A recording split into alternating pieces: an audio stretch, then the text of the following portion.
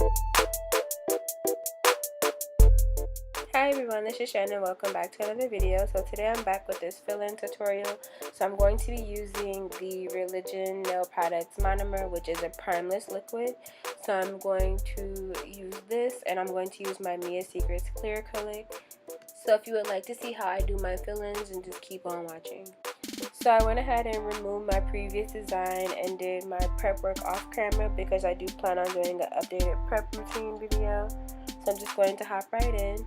So I did take my alpha brush, and this is a size 10, and I dipped it into the primeless liquid and I applied it to the nail. It's not something that you have to do, it's just more of a personal preference. So I'm just going to grab a bead of that acrylic. To get the perfect bead, all you have to do is dip your brush into your liquid, wipe one side of the brush on the edge of the container that you're using, and drag it through your acrylic powder for 3 seconds. And then you should have a perfect bead each time. So as you saw, I applied my bead right at the cuticle area for the fill-in, and then I went in and I just patted it into place. So I try to do my fill-ins with one bead if possible, but sometimes that's not the case. So if you need to add another smaller bead, you can just go in and grab that bead and apply it right where you need it. Just use as many beads as you need to get the job done. You want to make sure that you have your application as perfect as possible so that way you can save time on filing. So I'm just going to repeat the same steps. So as I mentioned, I take a small amount of the liquid and I just rub it across the nail, and then I go in and grab a bead of my acrylic. So again, you just dip your brush into your liquid and wipe off one side and drag it through your powder. Apply the bead right to your cuticle area and just pat it into place.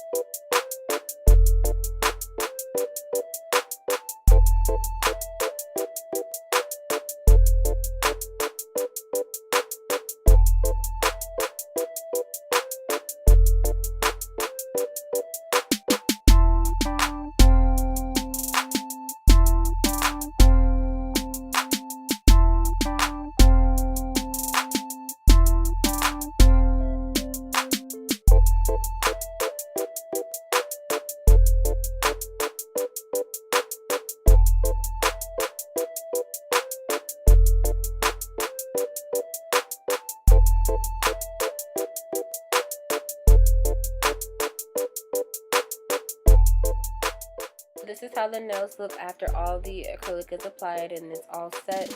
So I'm just going to go in and start my filing routine. So before filing, you want to go in and separate your nails from your skin, so that way you're not filing your skin, which hurts really bad. So I'm going to go in and file my sidewall. So I'm using a 80/80 grit hand file, and I'm just going to refine the shape of all 5 fingers. Now, if you're going to do this on your client, please make sure that you support their fingers while you're filing the nails, because filing long nails without supporting them, it does hurt. Now, I am trying to make sure I give you the best visuals, so I'm not supporting my nail, which I normally would be. So you just want to hold the finger sturdy while you're filing, just to avoid any like tension or extra pressure on the nail.